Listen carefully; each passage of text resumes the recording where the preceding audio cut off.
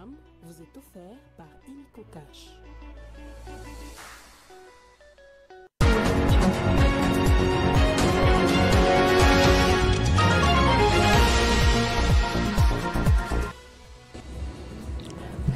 Guerre dans l'Est, le président Félix Tshisekedi et son homologue rwandais Paul Kagame s'y sont rencontrés en face-à-face hier à Doha au Qatar dans le cadre des négociations cruciales visant à apaiser les tensions persistantes en République démocratique du Congo. En République démocratique du Congo, encore, le président honoraire Joseph Kabila a échangé hier mardi avec l'ancien président sud-africain Thabo Mbeki, connu pour son rôle de médiateur dans les différents conflits au pays. Guerre en Ukraine, l'entend petit à petit vers une trêve réelle. Après un entretien téléphonique entre les présidents Trump et Poutine, Kremlin s'est dite prête à mettre fin aux hostilités. Ravi de vous retrouver, Madame, Messieurs, sur Télé 50 pour vous informer. Kinshasa et Kigali réaffirment leur engagement pour un cessez-le-feu immédiat et inconditionnel, tel que cela a été décidé lors du sommet conjoint entre les États d'Afrique de l'Est et la SADC le 8 février dernier. C'est ce qui ressort de la rencontre de Doha au Qatar entre le président Tshisekedi et Kagame, dont le pays sont en conflit. Cette rencontre a été facilitée par l'émir du Qatar.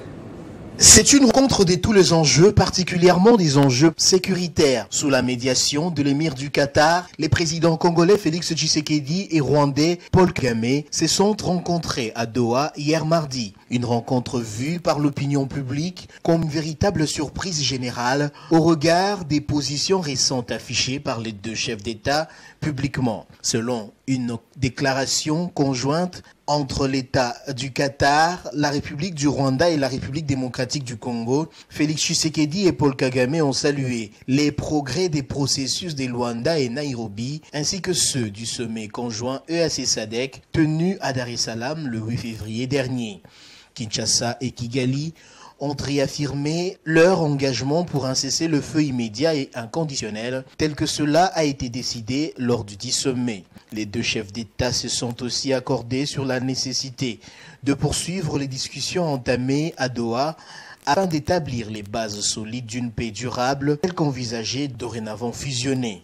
Cette rencontre vient conforter la résolution 2273 du Conseil de sécurité de l'ONU qui a recommandé une fusion des processus de Luanda et Nairobi afin de permettre une rencontre entre les deux chefs d'État et celle entre Kinshasa et le M23 sous des préalables bien définis. La rencontre hautement diplomatique de Doha intervient dans un contexte marqué par l'avancée des rebelles du M23 soutenus par le Rwanda dans la partie est du pays. De nombreuses questions restent tout de même pendantes concernant l'issue de cette nouvelle approche diplomatique portée par le Qatar. En RDC, le président honoraire congolais, Joseph Kabila, a eu des échanges hier mardi avec l'ancien président sud-africain, connu pour son implication dans les démarches de résolution des différents conflits dans la région des Grands Lacs. And all the other stakeholders, Congolese stakeholders. L'interview de Joseph Kabila Kabange accordée à la presse sud-africaine juste après son audience avec l'ancien président sud-africain Thabo Mbeki constitue un moment clé dans son retour médiatique et politique. Et voici ce qu'il faut retenir de cette interview spécifique et les enjeux qu'elle soulève. Joseph Kabila Kabange a maintenu son climat ferme, mais avec un ton mesuré, se présentant comme un homme d'État prêt à dialoguer, influencé peut-être par l'approche diplomatique d'Mbeki. Il a réitéré son démenti face aux accusations de complicité avec les M23, défiant le pouvoir en place de prouver ses allégations, tout en évitant une escalade verbale trop directe.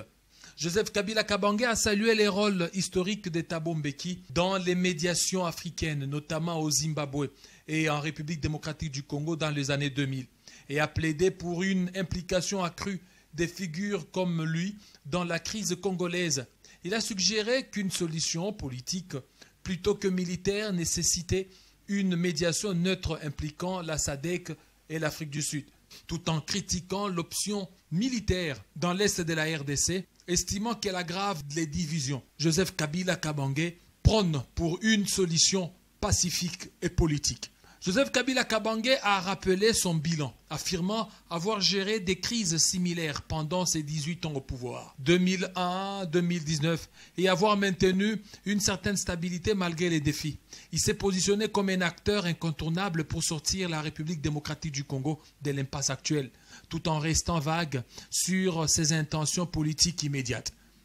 Joseph Kabila Kabange a adressé un message direct à Pretoria, soulignant l'importance de son rôle dans la région. Mais Joseph Kabila Kabange a adressé un message direct à Pretoria, en évoquant des intérêts communs entre la RDC et l'Afrique du Sud, notamment économiques, exploitation des minéraux et sécuritaire, pour justifier une coopération plus équilibrée. En rencontrant Thabo Mbeki, une figure respectée par son passé de médiateur, et en exprimant ensuite Joseph Kabila cherche à influencer la politique africaine envers la République démocratique du Congo. L'enjeu est de pousser Pretoria à revoir son engagement au sein de la SADC et à privilégier une approche diplomatique où il jouerait un rôle important. Cela met en lumière une tension entre l'administration actuelle de Cyril Ramaphosa, alignée sur le président Tshisekedi, et une vision plus neutre incarnée par Mbeki que Kabila tente d'exploiter. Cette interview, couplée à l'audience avec Mbeki, vise à renforcer la stature de Kabila comme leader expérimenté et crédible face à certains. L'enjeu est de rallier ses partisans au sein du PPRD et de l'opposition congolaise tout en gagnant une audience internationale. Le président honoraire Joseph Kabila insiste sur une solution politique au conflit avec les M23 en s'exprimant depuis l'étranger. Après avoir rencontré Mbeki, Kabila envoie un signal fort à Kinshasa et au monde entier qu'il reste actif et influent malgré son exil. L'interview de Joseph Kabila après son audition avec Thabo Mbeki met en lumière son ambition de redevenir un acteur central dans la politique congolaise et régionale. Et les enjeux tournent autour de la stabilité de la RDC, du rôle de Pretoria dans la SADC et de la capacité de transformer cette offensive médiatique en influence concrète, tout en privilégiant une solution en interne et d'une manière holistique. Crise sécuritaire dans l'Est de la République démocratique du Congo, on en parle encore. L'organisation Amnesty International a révélé dans son communiqué que plus de 130 personnes ont été enlevées par le M23 dans des hôpitaux de la ville de Goma au Nord Kivu. Cette organisation a engagé les organisations internationales de droits de l'homme à redoubler la pression sur les parties en conflit afin que la protection de personnes soit assurée.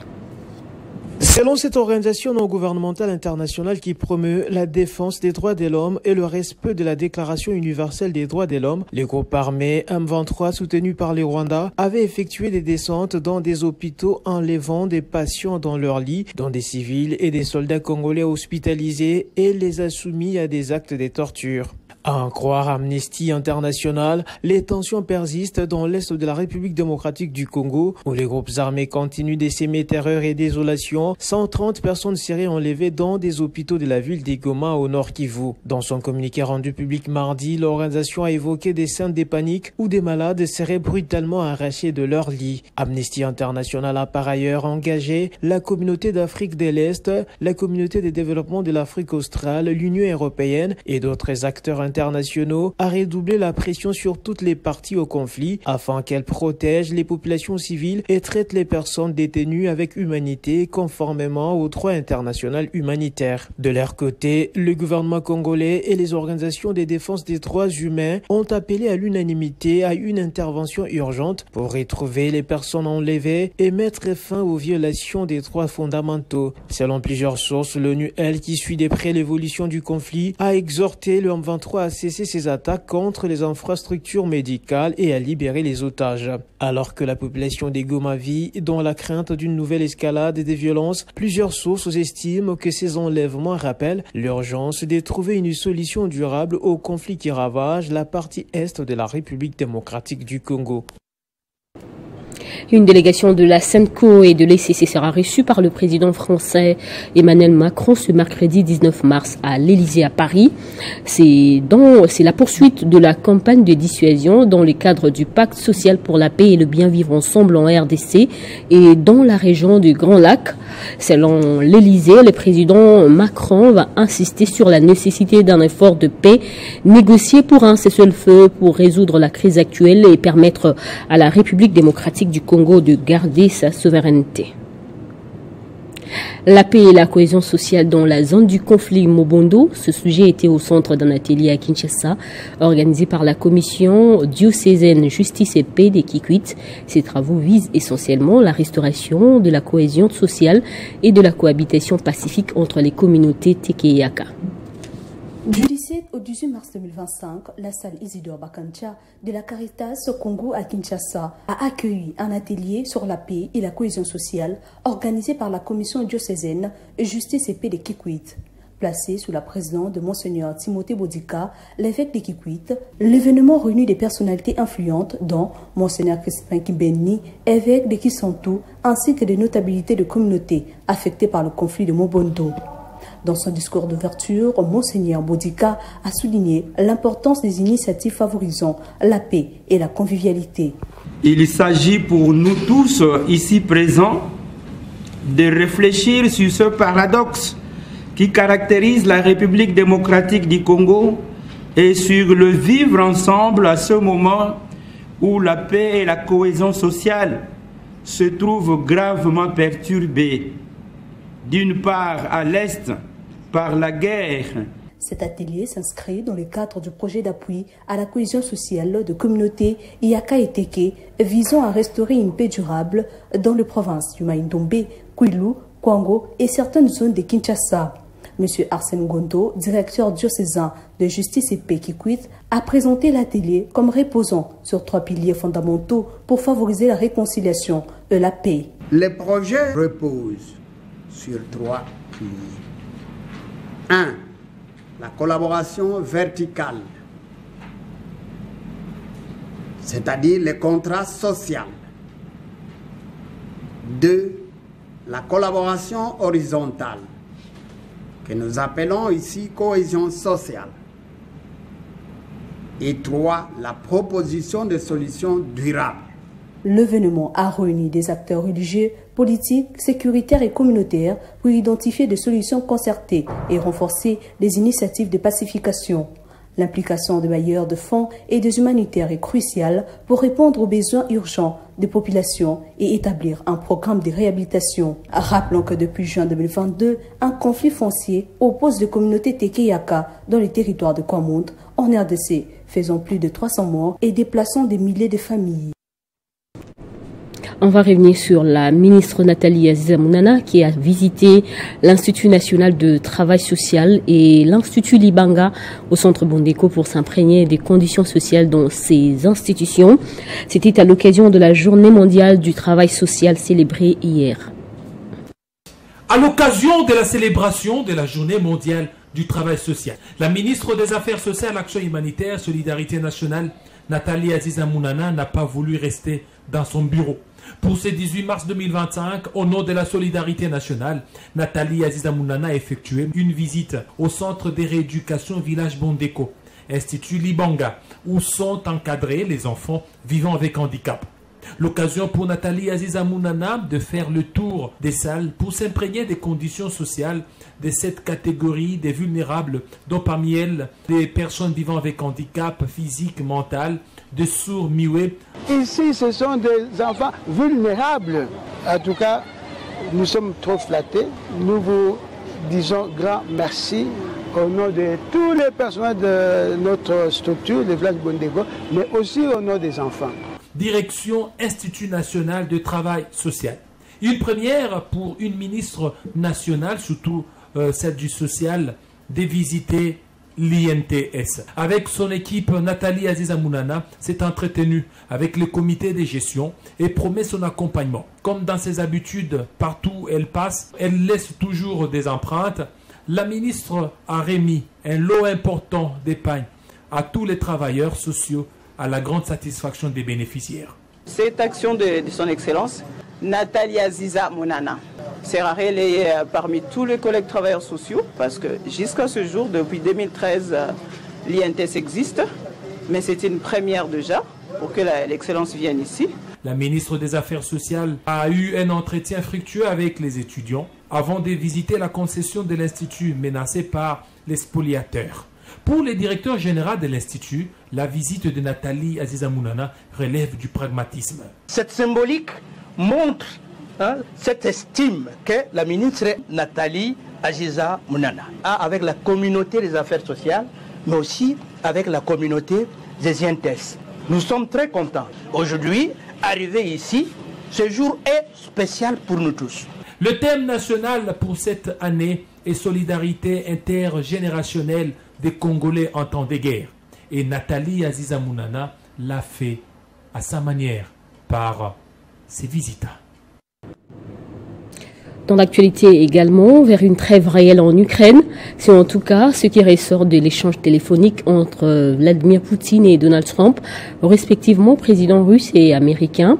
Le maître du Kremlin a accepté la proposition de Washington de mettre fin aux hostilités pendant 30 jours, mais sous réserve de quelques préalables, détails dans ce récit. La Russie affirme que le président Vladimir Poutine a accepté une pause mutuelle de 30 jours dans les frappes sur les infrastructures énergétiques de l'Ukraine proposées par Donald Trump lors d'un appel téléphonique. Le président russe a réagi positivement à l'initiative du président américain et immédiatement a donné aux militaires russes un ordre correspondant. C'est ce qu'indique le Kremlin dans un communiqué résumant l'appel avec le président américain. De plus, ces mêmes communiqués assurent que 175 prisonniers de guerre de chaque camp seront échangés ce mercredi. Volodymyr Zelensky a réagi après l'appel téléphonique lors d'une conférence de presse en ligne et s'est dit favorable sur les principes à une trêve avec la Russie de 30 jours dans les frappes sur les infrastructures énergétiques, mais a insisté sur la nécessité d'obtenir des détails de la part de Washington. Vladimir Poutine a par ailleurs réclamé à son homologue américain l'arrêt complet de l'aide militaire occidentale et du partage des renseignements fournis à l'Ukraine. Le président ukrainien Volodymyr Zelensky a estimé que les conditions posées par son homologue russe Vladimir Poutine en vue d'une trêve avec Kiev visent à affaiblir l'Ukraine et montrent qu'il n'est pas prêt à mettre fin à la guerre. Tout son jeu, c'est de nous affaiblir le plus possible, a déclaré Volodymyr Zelensky. Place au rappel des titres. Guerre dans l'Est, le président Félix Tshisekedi et son homologue rwandais Paul Kagame se sont rencontrés en face-à-face hier à Doha au Qatar dans le cadre des négociations cruciales visant à apaiser les tensions persistantes en RDC.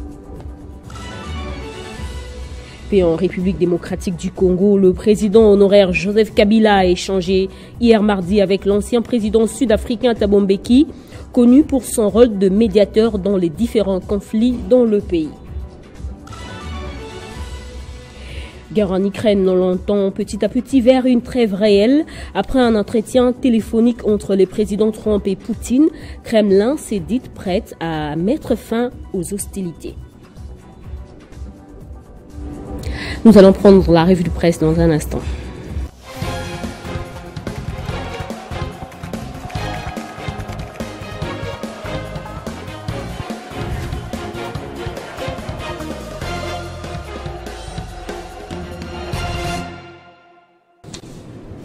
C'est avec Nathan Diamoté que nous allons parcourir le titre de journaux parus ce matin et site d'information. Bonjour. Bonjour Bédrine Kenge.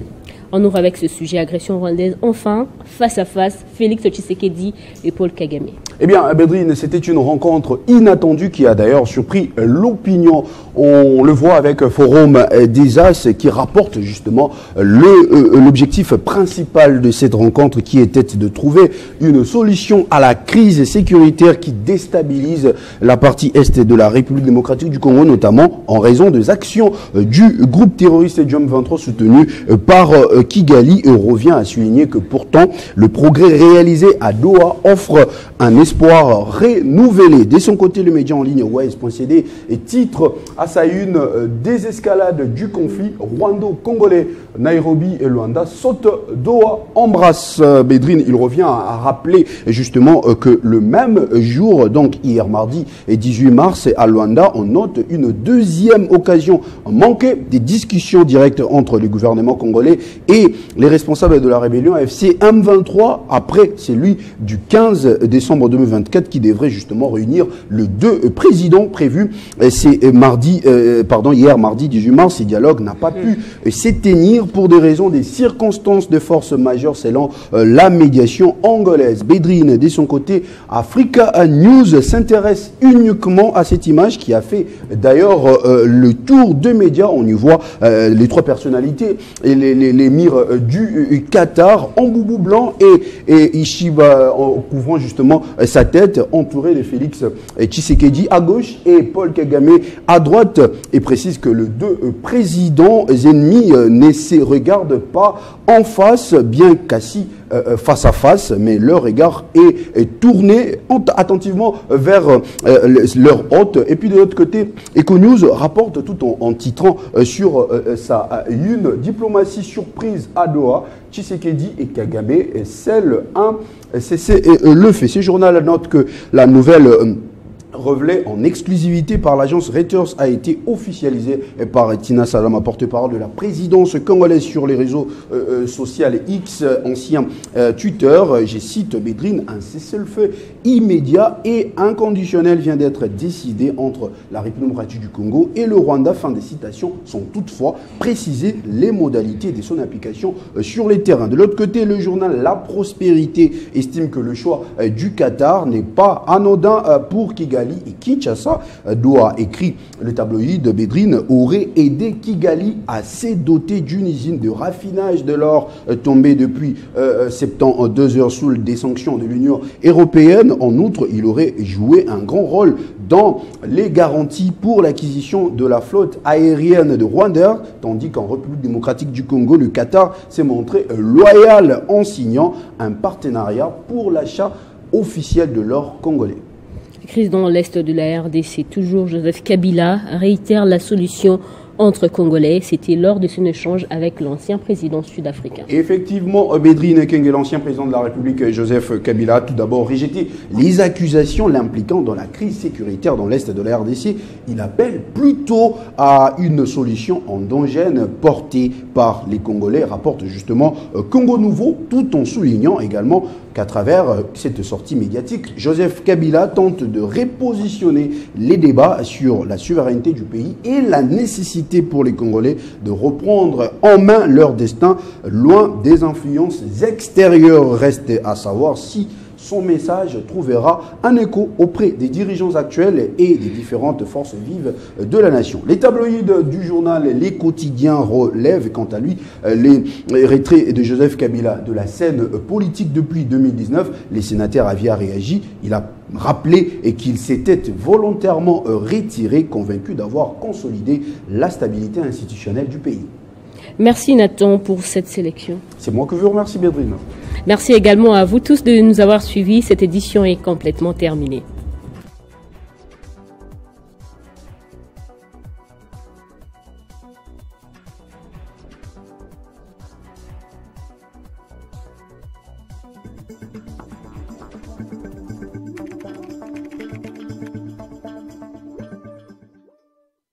Ce programme vous a été offert par Illico Cash.